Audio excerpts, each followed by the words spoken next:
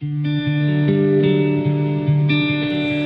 family, Paul wrote something in a jail. In Philippians chapter 3 and verse 3, he said, "Have no confidence in your flesh."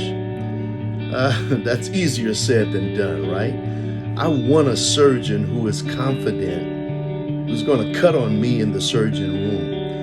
I want a teacher who is confident about conveying the subject to me as a student sitting in their classroom. So what in the world does Paul mean when he says, have no confidence in the flesh? If you are like me, there are some areas where you're pretty confident about your personal track record. You take my driving, for instance. I'm pretty confident that for the most part, my driving is safe. I haven't had an accident in about 40 years. And when I had that accident in college, it wasn't my fault. I think I hear my old friend who used to be a deacon when I first started pastoring in my 20s. He said to me often, "I've been driving longer than you are living." That's not what I'm saying. Maybe you are confident in a skill.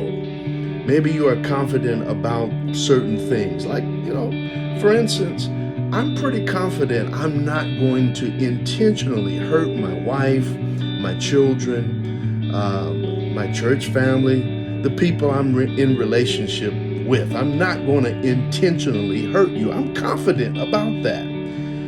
I'm also confident about the fact that I want to keep growing. I'm a lifelong student. So I do have confidence. I'm not talking about a self-esteem issue or even am I encouraging false humility. But what I am saying is that David said some people put confidence and they trust in horses and chariots, but David says we have put our confidence in the Lord. And I think that's what Paul really means, having a spirit of optimism about someone who has a faithful track record. I remember going to high school where I learned carpentry.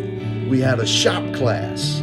And we would learn how to build dog houses. We put together little metal kits that would hold our tools.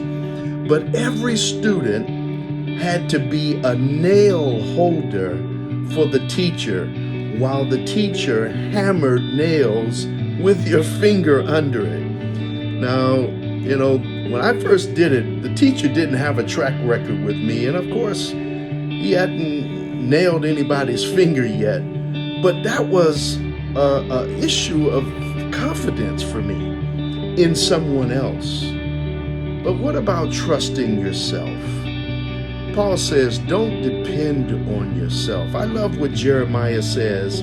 He says, but blessed is the one who trusts in the Lord and whose confidence is in him. Right now, we aren't confident about things. This virus, we don't know really where it came from. We don't know who has it.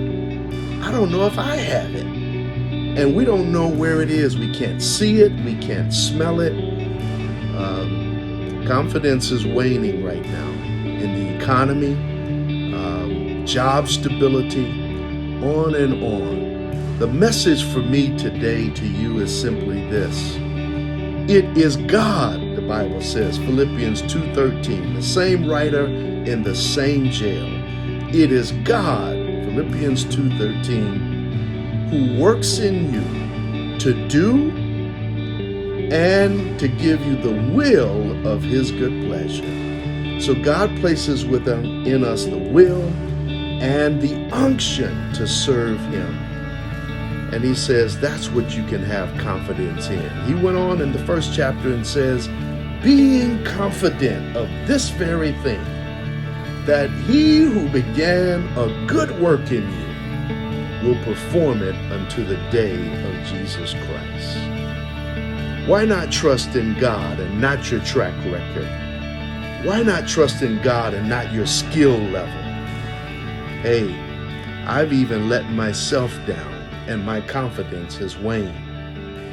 But I'm pretty sure our spirit of optimism can lean and trust on the Lord's track record. He's been faithful. I want to encourage you today to have confidence in Him.